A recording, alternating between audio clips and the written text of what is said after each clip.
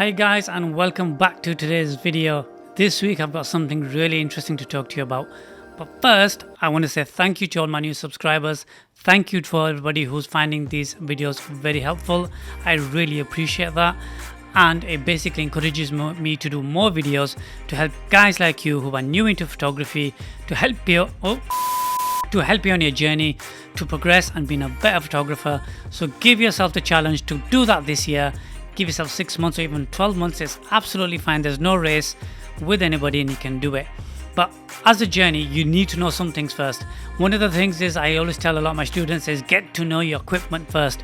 First things first, when you buy a camera, lens, flash, whatever it is, learn the thing really well. The rest is universal. The rest of the laws can be applied to any camera. So learn your camera, learn your lenses, learn your flash, and then look at the other things. So last week we talked about file management and how you can actually manage your files. If you haven't watched that video already, it may be very helpful to watch that before you watch this one. You can find it over here somewhere. If I just do that, there should be a link coming up, and it basically talks to you about file management. So why is that important? Well, that's because today we're going to talk about JPEG versus RAW. So what is a JPEG? So when it comes to starting off as a newbie photographer, your camera's going to be probably set in a JPEG mode, and that's absolutely fine because JPEG is a standard file format. There's nothing wrong with it. So if you're shooting in auto mode, everything is ready. All you have to do is compose your image. You're happy with the shot, press the shutter button. The camera will process that, compress that, cook it, bake it, make it ready, available, and off you go. The result is a nicer, smaller image size, which is easy to just store, and you don't need bigger memory cards or anything as such. The downside to that is obviously editing. So a key thing to remember here is that if you are going to be shooting in JPEG, make sure to try and get all the settings right in camera before you press the shutter button, before the camera basically processes that image, because later it's hard to recover those details. This is where a RAW file comes into play. This is where a RAW file is a breeze and a dream to work in, and this is why a RAW file is a professional photographer's choice, because you don't have to faff around too much in setting the camera up. You're shooting in manual mode, and basically you can just carry on and not really worry about too much detail. Yes, it's important to get as much detail there as possible. Set your image exactly how you think it should be, but if you're over a little bit, under a little bit, it's fine because you can bring those details back.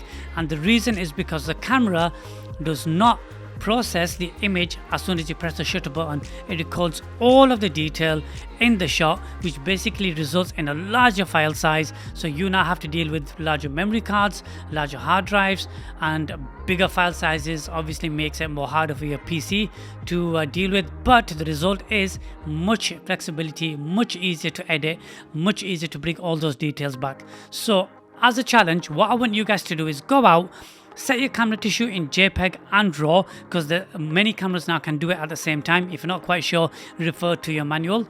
But once you've got it set, go out, find some shadows, find some highlights. And when I talk about highlights and shadows, I basically mean bright areas and dark areas. Those are the kind of things I'm talking about. Try to find areas where you can get them in your shot and basically take the shots, take a couple, take off some just of the highlight, just of the shadow, some mixed of everything with some midtones in there. Come back to your laptop, computer, whatever you've got, and when it comes to looking at these images, you'll notice a difference. A point to note here is that you will need some RAW processing software to open your RAW files. Not Windows can't always deal with these, or Mac can't always open these, so you may need something like Lightroom or Camera Raw or Capture One by Phase One, whichever one you decide to use. I'm sure there's plenty out there. Basically use that to edit or have a look at your RAW file. You'll notice the file sizes are going to be significant different and huge between the two of them, and the editing capability or the flexibility you will have is going to be phenomenal. You can have so many parameters to work with and use them in your RAW file, and you'll notice how it's so much different. So if you do the same processing to both the JPEG and the RAW file, you'll notice a massive difference between the images. So what to do is open your images in the editing software, crank up your exposure, crank up your highlights, crank up your shadows, and see how it affects the JPEG and the RAW file, especially in the highlights and the shadows. I can't stress that enough. And do the opposite as well. Bring them back down again and see how it looks. You'll see the difference, and then you'll actually truly appreciate and value the difference between JPEG and RAW. I hope that made sense, people. I'm gonna try keep it short and sweet so you get straight to the point and not too much technical or whatever it doesn't need to be. So here's a quick recap in what we've just talked about. JPEG versus RAW. The file size, RAW file is a lot larger than a JPEG. The editing compatibility between the two. The RAW file has much more flexibility than the JPEG does. That's because the JPEG file is very compressed, a lot more compressed than the RAW is. In the RAW you have all the detail retained, and in the JPEG you don't. So basically a JPEG is processed the moment you press the shutter by the camera, and a RAW file is processed by yourself after you've taken the shot. So if you have enjoyed this video, please do consider subscribing.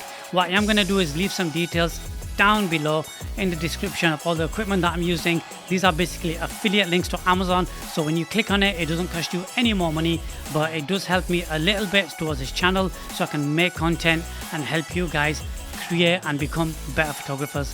Right guys, until the next video, take care of yourselves, happy shooting, and see you soon. Bye.